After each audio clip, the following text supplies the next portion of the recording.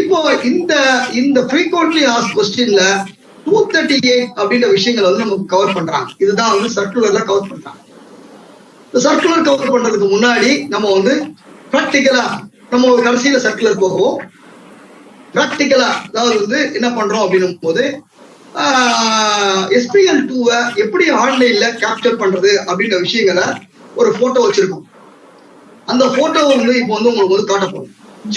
சரி ரைட். இப்போ நான் வந்து ஒரு ஆர்டர் ஸ்டேஜில் இருக்கு. ஓகேவா?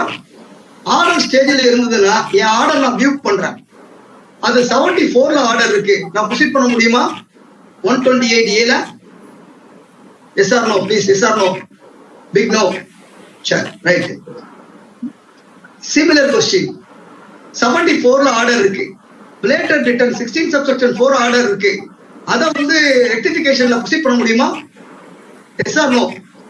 இதுக்கு அவுட் ஆஃப் சப்ஜெக்ட் மாதிரி கொஞ்சம் மிக்ஸ் பண்ணி கேட்கிறேன்.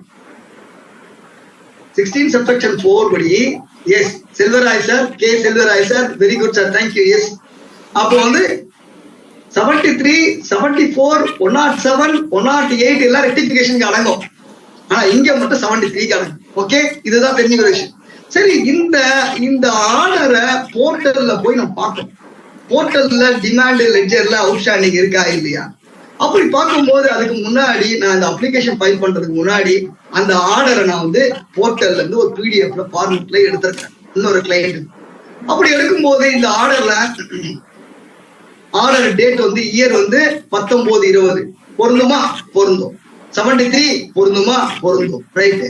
இதுல வந்து நான் இதுக்கு வந்து இந்த மாதிரி ஸ்கீம் வந்தப்போ நம்ம வந்து அப்பீல் போல நம்ம என்ன பண்ணோம்னா டாக்ஸை மட்டும் கட்டி ஃபைட் பண்ணி வச்சிடணும். இதுதான் வந்து விஷயம். அப்ப இந்த ஆர்டர்ல இந்த டிமாண்ட் வந்து கொடுக்குறாங்க. எவ்வளவு கொடுக்குறாங்க பாருங்க. இங்க பாருங்க. டிமாண்ட் வந்து 47, இன்ட்ரெஸ்ட் 41, பெனால்டி 20,000. அப்போ நான் கிட்டத்தட்ட 1,92,971க்கு நான் வெறும் 94,000 மட்டும் கட்டிட்டேன் அப்படின்னா மீதி இருக்கக்கூடிய 98,000 எனக்கு வந்து favour of interest and penalty or both அப்படி கிடைக்கும். அப்போ அந்த ஸ்கீம் அப்ளை பண்றதுக்கு முன்னாடி I have to check with order my order is it applicable for the year of 1920 whether it is applicable for 73 அப்படின்றது வந்து யூ ஹவ் டு வெரிஃபை பண்ணணும். அதை வெரிஃபை பண்ணி நான் ஆப்ட் பண்ண போறேன் 128A. இந்த ஆர்டர் நான் பார்த்துட்டேன். இந்த ஆர்டர் பார்த்த உடனே நான் போர்ட்டல்ல உள்ளவே பார்த்தேன். போர்ட்டல்ல service, ledger, payment towards demand அப்படின்ற விஷயங்கள் போறேன். அப்படி போகும்போது இந்த மாதிரி வந்து இதை செக் பண்ணிக்கணும். இப்போ முதல்ல நீங்க எல்லாரும் இந்த ஒரு விஷயத்த எல்லா போர்ட்டல்ல ரிட்டர்ன் ஃபைல் பண்ணும் போதோ அல்லது எல்லா கேஸுக்குமே இங்க டிமாண்ட் இருக்கா இல்லையா, இந்த டிமாண்ட் அப்பீல் எங்க இருக்கு, இந்த டிமாண்ட் ரிட்ல எங்க இருக்கு, இந்த டிமாண்ட் நான் பணம் கட்டி வெய்வர் போறேன் அப்படின்னு யூ ஹவ் டு வெரிஃபை பண்ணணும். அப்படி பண்ணும்போது என் போர்ட்டல்ல service, ledger, payment towards demand அப்படின்னு போறேன். அப்படி டிமாண்ட் போகும்போது என்னுடைய போர்ட்டல்ல இந்த மாதிரி வந்து அவுட்ஸ்டாண்டிங் காட்டுது. இந்த அவுட்ஸ்டாண்டிங்ல இதுல இருக்கக்கூடிய விஷயங்கள் தான் இந்த அவுட்ஸ்டாண்டிங் காட்டுது. இதுல இருக்கக்கூடிய விஷயங்கள் தான் இந்த 51,000, 47,000 இந்த இதுதான் வந்து 31/8 வந்து ஆர்டர் வந்துச்சு. இந்த பாருங்க 31/8 ஆர்டர் வந்தது. இதுல நான் வந்து 47,000 டாக்ஸை கட்டிட்டேன். கட்டினதுனால மீதி இருக்கக்கூடிய 51,000, 47,000 மட்டும் வந்து எனக்கு வந்து waiver of interest and penalty. சரி, இந்த அப்ளிகேஷன்ஸ் போறதுக்கு முன்னாடி என்ன பண்ணணும்? யூசர் சர்வீஸ் அப்படின்னு போகணும். இது மை அப்ளிகேஷன் அப்படின்னு செலக்ட் பண்ணணும். அப்ளிகேஷன் டைப் அப்படின்னு பார்க்கணும். இதுல 128A அப்படின்ற விஷயங்களை செலக்ட் பண்ணணும். இந்த 128A அப்ளிகேஷன் செலக்ட் பண்ணிட்டு இந்த இடத்துல வந்து செலக்ட் பண்ணி இங்க வந்து நியூ அப்ளிகேஷன் கொடுக்கணும். இந்த நியூ அப்ளிகேஷன் கொடுக்கும்போது இது வந்து 2 கேட்கும். இது நோட்டீஸ் SPL01 SPL02 கேட்கும். SPL02 இந்த புஷ் பட்டன்ல கிளிக் பண்ணீங்க அப்படின்னா இது வந்து இந்த பாக்ஸ் வந்து போர்ட்டல்ல ஆக்டிவேட் ஆகும், கிரியேட் பட்டன். இப்போ ஒன்ஸ் இந்த அப்ளிகேஷன்ல சப்மிட் பண்ண அப்புறம் இந்த 128A போட்டு டேட்டா போட்டீங்கன்னா சர்ச் பண்ணி நீங்க வந்து அக்னாலஜ்மெண்ட் எடுத்துக்கொள்ள முடியும்னு சொல்லலாம். அதே மாதிரி நான் DRC03ல நான் பணத்தை கட்டிட்டேன். DRC03A நான் அட்ஜஸ்ட் பண்ணணும் அப்படின்னா அதே மாதிரி இந்த இடத்துல வந்து user service, my application, application type, DRC03A அப்படின்ற விஷயங்களை நம்ம எடுத்துக்கொள்ள வேண்டும் சொல்றதுதான் தெரிஞ்சுக்க வேண்டிய விஷயம். அப்போ போர்ட்டலுக்குள்ள நான் போகும்போது டிமாண்டை செக் பண்றேன். அது எந்த இயரு, அது எந்த செக்ஷனு, அது என்ன PDF அப்படின்னு பாக்குறேன். போர்ட்டல் உள்ள போறேன், டிமாண்டை செக் பண்றேன். டிமாண்டை செக் பண்ணி நான் அந்த ஸ்கீமுக்குள்ள போக போறேன். அந்த ஸ்கீம்குள்ள போகும்போது இந்த மாதிரி யூசர் சர்வீஸ்ல 128A நியூ அப்ளிகேஷன் செலக்ட் பண்றேன். செலக்ட் பண்ணி SPL 02 அப்ளிகேஷன்ஸை போடுறேன். அப்படி போட்ட உடனே வந்து என்ன கேக்குது, GSTN number, legal name, trade name, status draft இருக்கு. ஒன்ஸ் ஃபைல் பண்ணா ஃபைல்டு, சேவ் பண்ணா சேவ்னு இருக்கும். இந்த ஆப்ஷன்ஸ்ல 6 விதமான ஆப்ஷன்ஸ் வந்து நமக்கு கொடுக்குது. ஃபர்ஸ்ட் கேள்வி என்ன கேக்குது, whether the demand order is issued through GST போர்ட்டலான்னு கேக்குது. நீங்க இந்த டிமாண்ட் GST போர்ட்டல் வழியா வந்திருக்கா, மேனுவலா கொடுத்துருக்காங்களா, கம்ப்யூட்டர்ஸ் கொடுத்துருக்காங்க கேக்குறாங்க. ஸ்டேட்டை பொறுத்த வரைக்கும் மோஸ்ட் ஆஃப் தி ஆர்டர் வந்து நம்மளுக்கு வந்து சிஸ்டம்ல தான் கொடுத்துருக்காங்க, எஸ் கொடுத்துருவோம். நோ எப்போ கொடுப்போம், சென்ட்ரல்ல ஏதாவது கொடுத்துருந்தோம் அப்படின்னா சென்ட்ரல்ல நோ கொடுத்து நம்மளா டைப் பண்ற மாதிரி இருக்கும், தெரிஞ்சுக்கிற விஷயம். ரைட், சரி. அப்படி நான் அந்த ஸ்கீம் நான் எஸ் கொடுத்த உடனே நான் டிபார்ட்மெண்ட்ல வந்து நான் வந்து அப்பீல் நான் வந்து ஏதாவது ஃபைல் பண்ணிருக்கேனா அப்படின்னு வந்து சொல்றாங்க.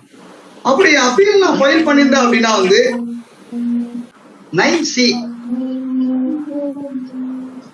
இப்போ வந்து வேவர் ஆஃப் லேட் ஃபீ அப்படின்னா இது என்னைக்குள்ள ஃபைல் பண்ணணும், ஆப்ஷன் போடுது.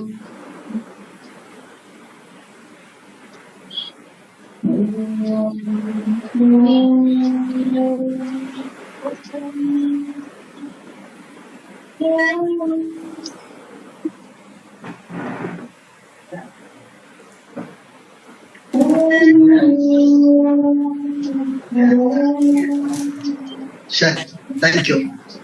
LUT வந்து எனேபிள் ஆயிடுச்சு. என்னைக்குள்ள ஃபைல் பண்ணணும், next year. Letter of undertaking LUT any time. Next year போறதுக்கு ஏப்ரல் 14 டிஸ்பேச் பண்றாங்கன்னா ரமணாதான் சார் 31 மார்ச்சுக்குள்ள பண்ணிடுங்க.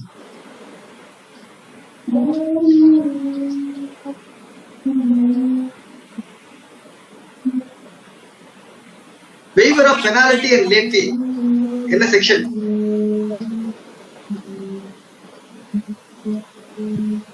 waiver of penalty and late fee.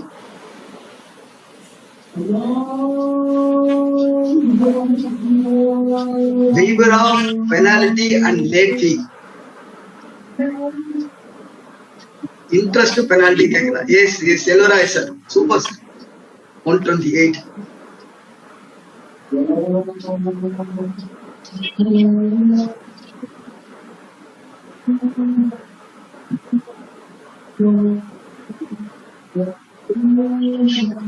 Okay,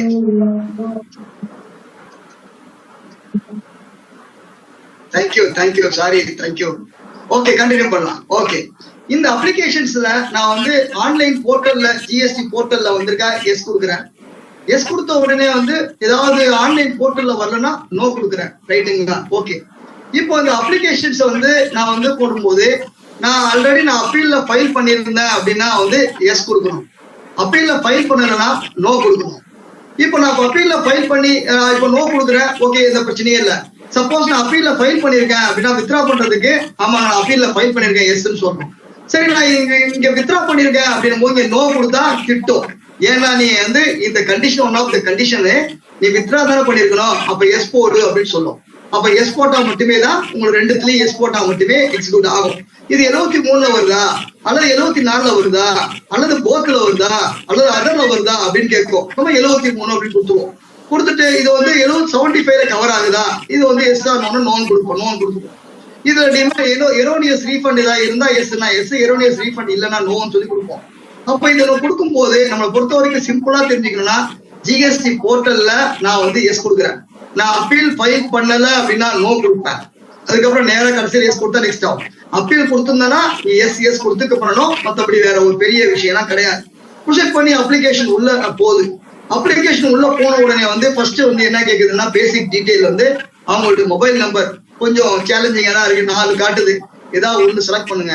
email ID 4 காட்டுது, ஏதாவது ஒண்ணு செலக்ட் பண்ணுங்க. செலக்ட் பண்ணி அட்ரஸ் கேக்குது, இதெல்லாம் ஒரு பிரச்சனை இல்லை, ஆட்டோமேட்டிக்கா பண்ணிட்டு. இந்த டிமாண்ட் ஆர்டர் அப்படின்னும் போது இந்த இடத்துல பாத்தீங்கன்னா இங்க பாருங்க டிமாண்ட் ஆர்டர். இந்த டிமாண்ட் ஆர்டர் எங்க பாக்கணும் அப்படின்னு பார்க்கும்போது இந்த இடத்துல பாருங்க டிமாண்ட் ஆர்டர்ல வந்து இங்க 53H அப்படின்னு போட்டிருக்கு, டேட் போட்டிருக்கு 31/8. இந்த ஆர்டர் தான் இங்க வருதா அப்படின்னு தயவு செஞ்சு செக் பண்ணிக்கணும். ஓகேங்களா? இந்த ஆர்டர் தான் இங்க வருது, அந்த டேட் வருது. நான் அப்பயே இது செக்ஷன் 73 கேக்குது, ஆமான்னு சொல்றேன். இதுல நான் வந்து அப்பீல்ல ஃபைல் பண்ணியிருந்தா எஸ்ன்னு கொடுப்பேன், அப்பீல்ல ஃபைல் பண்ணா நோன் கொடுப்பேன். இது எஸ்ஆர் நோ டைப்ல, அதாவது நோன் போட்டா எந்த பிரச்சனையும் இல்லை, எஸ்ன்னு போட்டா நீ வித்ரா பண்ணியான்னு கேட்கும், இன்னொரு எஸ் வந்து போட போறோம். போட்ட உடனே இயர் ஆட்டோமேட்டிக்கா வரப்போகுது. என்னுடைய டிமாண்ட் என்ன இருக்கோ ஆட்டோமேட்டிக்கா இங்க பாருங்க, இந்த டிமாண்ட் இங்க ஆட்டோமேட்டிக்கா காட்டும்.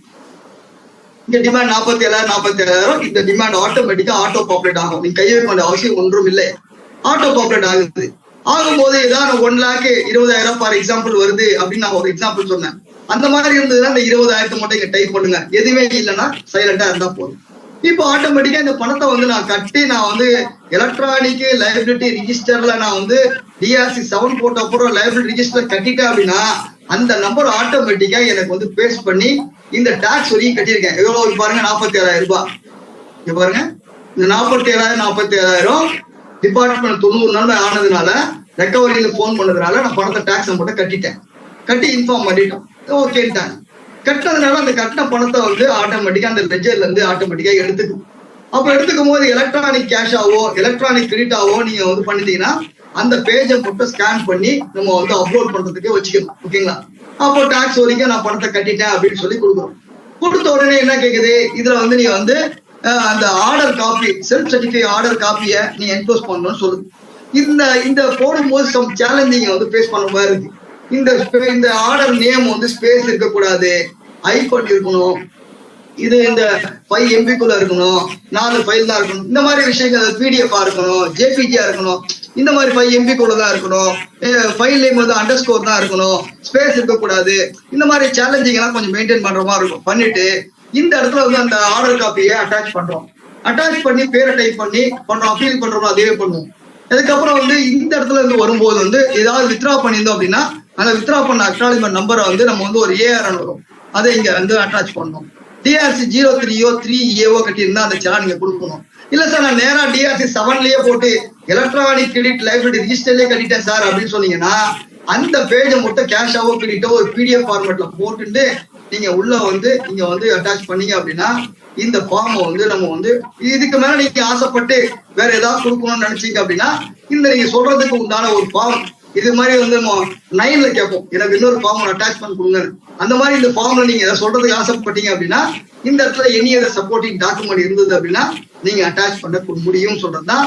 இதுல இந்த ஃபார்ம் அப்ளை பண்றதுனால திருப்பி நான் வந்து அப்பீல்ல வித்ரா பண்ணிட்டேன், அப்புறம் நான் இனிமே ஃபர்தரா அப்பீல் போக மாட்டேன் அப்படின்னு ஒரு செல்ஃப் டிக்ளரேஷன் எல்லாத்தையும் ஒரு டிக் டிக் டிக் 4 டிக்கை கொடுத்துட்டு பேரை கொடுத்தீங்கன்னா ஆட்டோமேட்டிக்கா உங்க அப்ளிகேஷன் சேவ் பண்ணி ரிவ்யூ பார்த்துட்டு ப்ரொசீட் பண்ணீங்க, ஃபைல் பண்ணீங்கன்னா யுவர் அப்ளிகேஷன் சக்சஸ்ஃபுல்லி வந்துடும். அப்படி வந்துச்சு இந்த கம்ப்ளீட் பண்ணீங்க அப்படின்னா இந்த இடத்துல வந்து ஃபார் எக்ஸாம்பிள் 4 அவுட்ஸ்டாண்டிங் காட்டுது இல்லையா, நான் இந்த அப்ளிகேஷனுக்காக நான் கம்ப்ளீட் பண்ண அப்படின்னா திருப்பி இந்த 3 அவுட்ஸ்டாண்டிங் மட்டுமே காட்டும், இந்த 4வது அவுட்ஸ்டாண்டிங் ஃப்ரீஸ் ஆயிடும், இருக்காது. ஒன்ஸ் ஆபீசர் அப்ரூவ் பண்ணி அக்ரி பண்ணாருன்னா okay, well and good. Disagree பண்ணாரு, அது வந்து அட்வர்ஸா இருந்ததுனால திருப்பி பெண்டிங் வந்துற போது ஃபர்தரா எக்ஸிக்யூட் பண்ண போறோம். ஆனா இப்போ பொறுத்த வரைக்கும் நீங்க ஃபர்ஸ்ட் ஆரம்பிக்கும் போது 4 இருந்தது, இந்த அப்ளிகேஷன் நான் சப்மிட் பண்ணிட்டேன் அப்படின்னா வந்து ஆட்டோமேட்டிக்கா எனக்கு வந்து 3ஆ வந்து அவுட்ஸ்டாண்டிங் மாறிடுது அப்படின்னு சொல்றோம். அப்போ 128A செலக்ட் பண்றோம், செலக்ட் பண்ணி ஆட் கொடுக்குறோம், நியூ கொடுக்குறோம், SPL2 கொடுக்குறோம், கிரியேட் கொடுக்குறோம். கிரியேட் கொடுத்த உடனே நான் ஆர்டர் ஆன்லைன்ல தான் வந்திருக்கு அப்படின்னு சொல்றேன், எஸ் கொடுக்குறோம். நான் அப்பீல் போனா எஸ் கொடுப்பேன், அப்பீல் போல நோ கொடுப்பேன் அப்படின்னு. திருப்பி நான் அப்பீல் போய் எஸ்ன்னு கொடுத்து நான் வந்து லோன் கொடுத்தா அப்ளிகேஷன் திட்டம் நீ வந்து வித்ரா பண்ணிட்டு வரணும் அப்படின்னு சொல்லுவோம். அப்போ ஆமாங்க எஸ்ங்கன்னு சொல்லி கொடுத்துட்டு 23ல அல்லது 74 அப்படிங்கிறப்ப 73 கொடுக்குறோம், எரோனியஸ் ரீஃபண்ட் லோன் கொடுக்குறோம், நெக்ஸ்ட் கொடுக்குறோம், போன் நம்பர் பேசிக் டீடைல் கொடுக்க போறோம். 73ல ஆர்டர் செலக்ட் பண்றோம். ஆட்டோ பாப்புலேட்டர் ரொம்ப நாள் வராம இருந்தது, இப்போ ஓரளவுக்கு வர ஆரம்பிக்குது. ஒரு 3-4 அப்ளிகேஷன் கம்ப்ளீட் பண்ணிட்டோம், சக்சஸ்ஃபுல்லா பண்ணிருக்கோம் அப்படின்ற விஷயங்களை ஷேர் பண்ணிக்கிறோம். 73 அப்பீல் போனா எஸ், வித்ரா பண்ணிருந்தா எஸ், அப்பீல் போனா நோ, இதுவும் நோன் கொடுத்து அந்த லைபிலிட்டி ஆட்டோ பாப்புலேட் ஆகுது.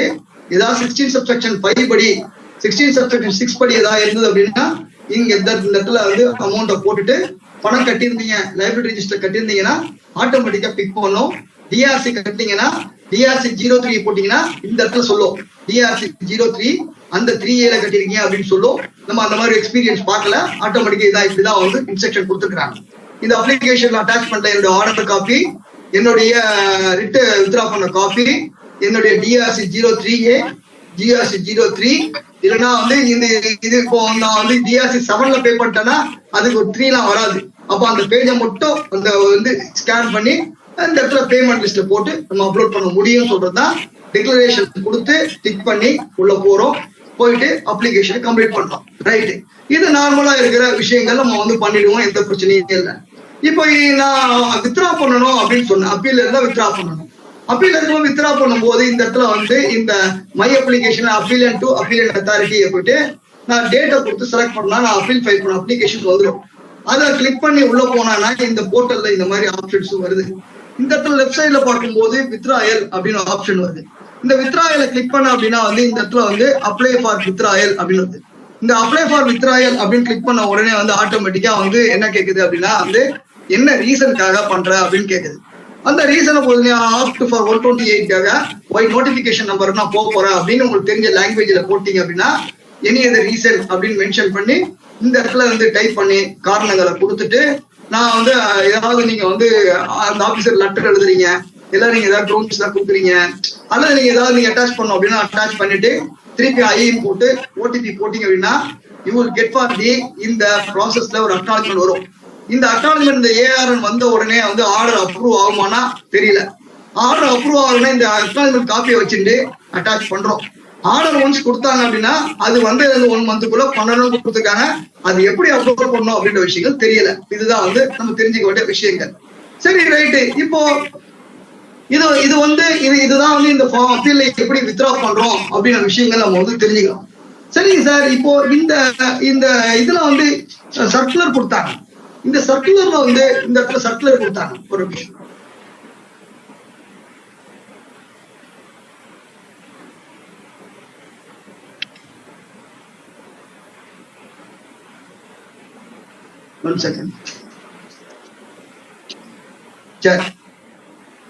சர்க்குலர் நம்பர் 238 அப்படின்னு சொன்னோம்.